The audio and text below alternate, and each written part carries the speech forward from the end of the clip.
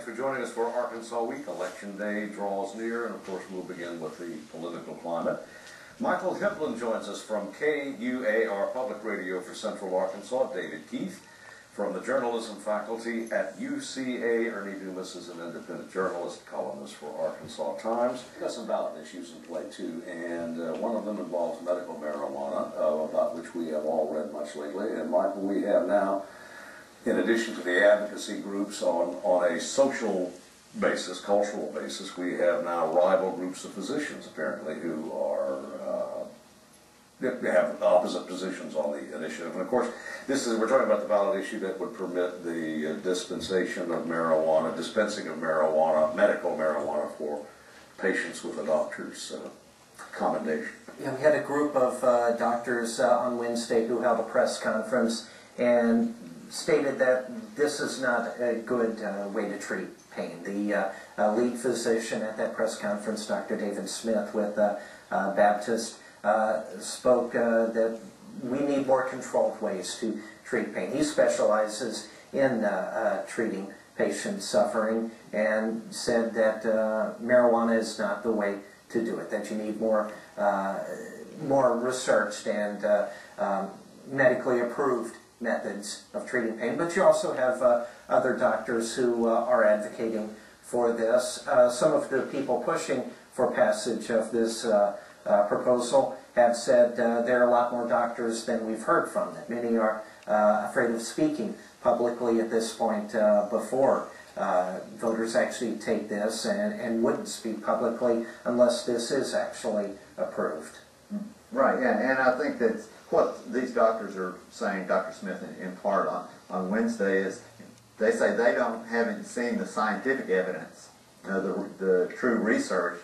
They're talking about, yes, you have anecdotal evidence and some examples here and there of the benefits of it, but nothing that is, they consider scientifically valid.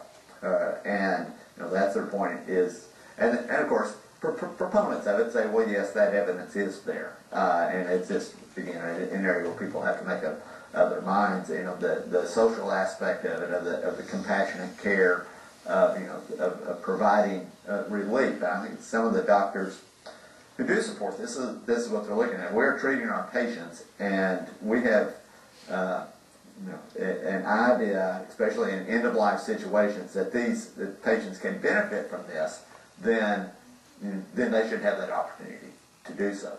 And of course, and Dr. Smith and the others on Wednesday, it was like, well, we're not sure that it's going to benefit them to that level. Well, we had some research this past week from Hendricks, the Arts on Talk Business. Thank you, Talk Business and Hendricks College Poll, and maybe the UA as well. But anyway, it seems to be trending against it. Yeah, 55% now say that they will vote against this. I forget how many were supporting it, and I believe 11% said they didn't know.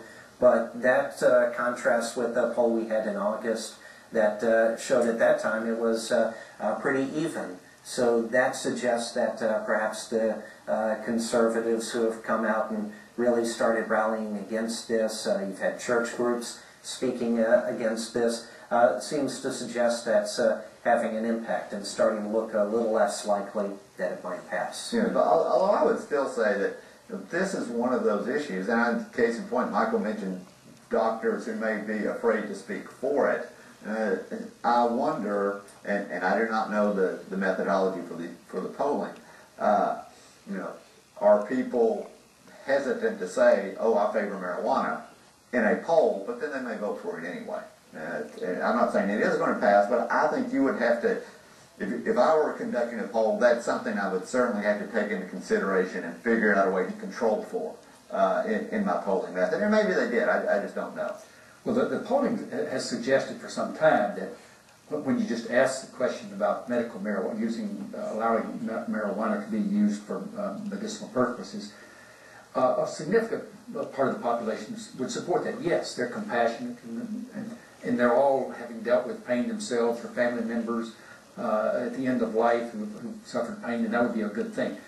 But the strategy has to be, if you're opposed to it, is that this is a surrogate campaign to legalize marijuana so that all the hippies can get their joints easier.